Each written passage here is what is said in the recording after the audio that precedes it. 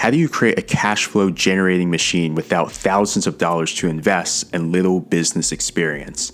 This is what I was tasked with 2 years ago when I wanted to create a drop shipping store. Now, if you're unfamiliar with drop shipping, it's basically when you create a website, you get a product from the supplier, and you basically put the product on your website, and you basically get traffic to your website by using either Google ads, Facebook ads, or influencer marketing. And so when the customer goes to your website, they'll buy the product from your website, but then the supplier will ship the product to the customer.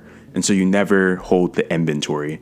Now, the problem with drop shipping is that you need startup capital to get traffic to your website. For example, if you want to pay for Google ads, Facebook ads, or influencers, you're going to need capital to do that. And at that time, I was 19 years old, college student, and I just wasn't willing to invest $500 to $1,000 to run ads for a couple weeks. Another problem that I found with dropshipping was choosing a product that would make a profit and make a genuine impact. So a lot of the trendy products that people sell, yes, they may make a profit, but for example, if I wanted to sell a ring light, what impact is that actually making on the world? So even though I decided not to start a dropshipping store, I knew that I had to start something, because to me, if I didn't start something, then I could never become the person that I want to be. And the person that I want to be, the person I am now, is a creator. I produce things. So I decided, okay, what is the biggest thing that I fear? And at the time, it was public speaking. And so I decided, okay, how about I start a YouTube channel? And with dropshipping, I would have learned marketing skills. Well, with a YouTube channel, I can do that for free.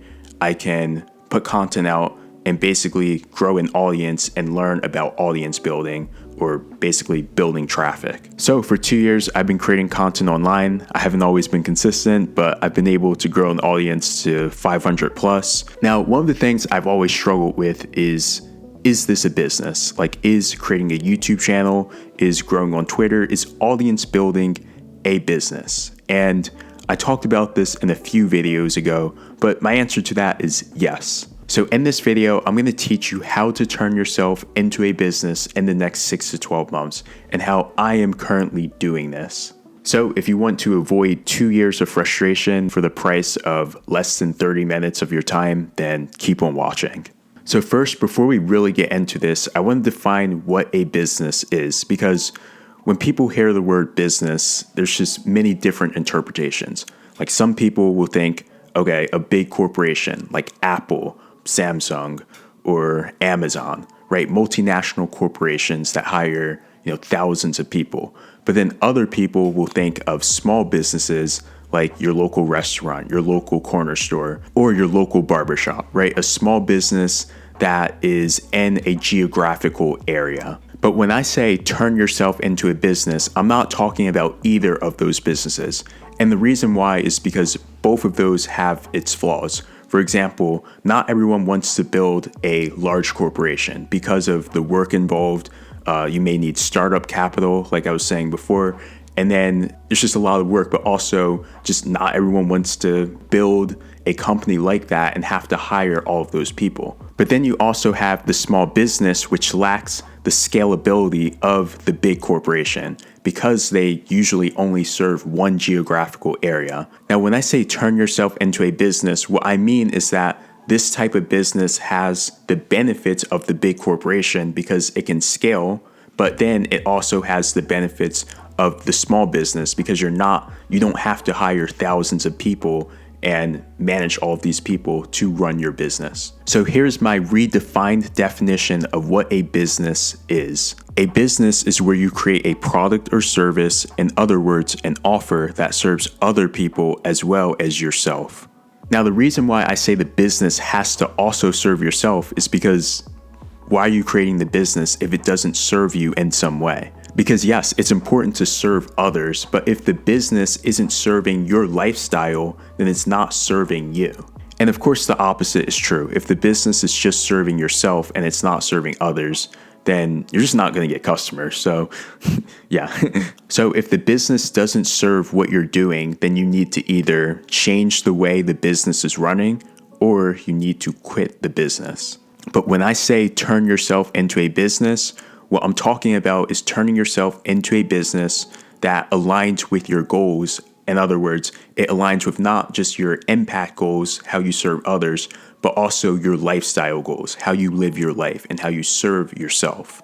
And I call people who are able to do this conscious creators because, again, they are able to create for others in a conscious way, but they're also able to create for themselves in a conscious way. So not turning yourself into a business will lead to having little awareness and action towards your big picture goals, having an income that is capped at a certain number, linear growth, having zero control of the 4 W's, where you work, when you work, what you work on, and who you work with, and wasting time creating a freelance or business offer that doesn't align with your purpose. So that is why turning yourself into a business in a conscious way is so important, because you're able to gain clarity on your goals. You're also able to create a sustainable income where you can potentially make more in 1 year than some people are making in 5 to 10 years if you do this well. If you want to, you can retire yourself or you can retire your loved ones. What if your mom wants to retire, but there's no path? If you create a business that creates a sustainable income, but then you're also doing it in an impactful way, then why can't you retire your mom? Why can't you retire the people that you love? And then again, you have leverage, right? You have leverage over what you work on. You have leverage over where you work. You have leverage over the people that you work with, which is extremely important. You don't want to work with people that you just hate, and you have control over when you work. So that is the power of turning yourself into a business in a conscious way. But you may be thinking, well, how do I actually do that? And so now I'm going to go over some of the steps that you can use and that I am using to turn yourself into a business in a conscious way. Number 1, create a vision. So creating a vision is essential for turning yourself into a business. Because remember, when I defined what a business is, I said that it's something that serves other people, but also serves yourself. And so in order to understand how to serve yourself, you need to have a vision and really just understand the vision that you want to work towards. So your vision is the big thing that you're working towards. It is the impact and the lifestyle that you want to live in X amount of years. And so in order to create a vision, you have to be skilled at thinking big picture and asking yourself the right questions to think big picture. And from my experience, the best questions to ask are the questions that really make you think about what you fear doing. What are the things that you fear doing, but also what are the things that you fear becoming, and thinking about what's at stake if you don't become a certain type of person that you want to be. So here are some questions that have helped me gain clarity on my vision. How has being realistic or responsible kept you from the life you want? What would happen if you did the opposite of the people around you? What are the potential benefits and consequences? What would you sacrifice if you did what is expected of you for the next 5, 10, or 20 years?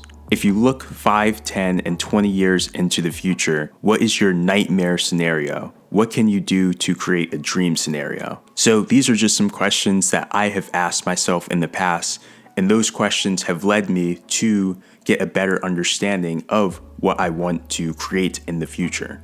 And in understanding how I want to create in the future has led me to have a better understanding of how I can do what I want to do in the future right now. So when you're building a vision, it's not just about creating this futuristic thing that you want to build towards or achieve. It's really about connecting that future thing to the now. How can you actually create the vision, the future that you want right now? But again, you can't understand what you're working towards if you aren't even creating a vision. And so that's what I'm talking about here. You have to have a vision to be able to turn yourself into a business, because you have to have a vision to be able to serve yourself, not just in the now, but also in the future. Number 2, choose a goal. So when you choose a goal, the key for this is that it should excite you and it should solve a problem that you currently have.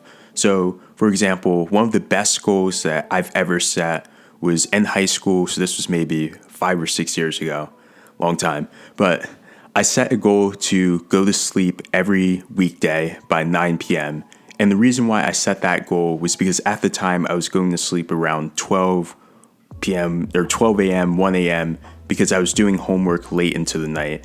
And I would wake up and I was just very tired, and I would go to school, and I basically would go to school and I had the energy level of like a zombie. Like I would just walk around like a zombie. And I just didn't want to feel like that anymore. But I also wanted to become a better student. And so I wanted to see if going to sleep earlier would actually improve my grades. Now, to be honest, going to sleep at 9 p.m. wasn't something that I was instantly able to do. It was a process. And I remember I would have to like look up how to go to sleep at 9 p.m. And then I would have to test some of the strategies to rest my mind so that I was able to go to sleep at that time. But once I was able to go to sleep earlier, it also had a positive effect on my grades. It had a positive effect on my energy levels. And I was able to basically create my vision of becoming an honors student and getting into good universities with scholarships. Now, for turning yourself into a business, it's the same thing. You have to have some sort of self-actualization goal that you are working towards. Now, there are a couple reasons why having a self-actualization goal is so important. Number one, this is going to be your content. We'll talk about this later. But then also, number two, it's just important to work towards a goal because you're solving your own problems. And again, when I said business, right, a business serves you, but you have to be able to serve yourself first. And serving yourself is being able to study and actually solve your problems. But again, you can't solve that problem until you actually set a goal to solve that problem and then actually start working towards that. And so that's why we're creating a goal here. So here are some examples of having a problem and setting a goal. If you want to become a writer, write for 1 hour a day. If you want to become a morning person, wake up at 5 a.m. If you want to become a social person, introduce yourself to 3 people a day. If you want to become fit, run for 20 minutes a day. Now, obviously, the actual goals there are somewhat arbitrary, but you get the point, right? You have a problem, and then you set a goal to achieve or solve that problem. And again, solving that problem doesn't just end with setting the goal, right? You set the goal, but then it's a process to actually achieve that goal. Number 3, share online. So during this step, what you're doing is you're documenting the process and educating people along the way as you solve the problems or the goals that you previously set.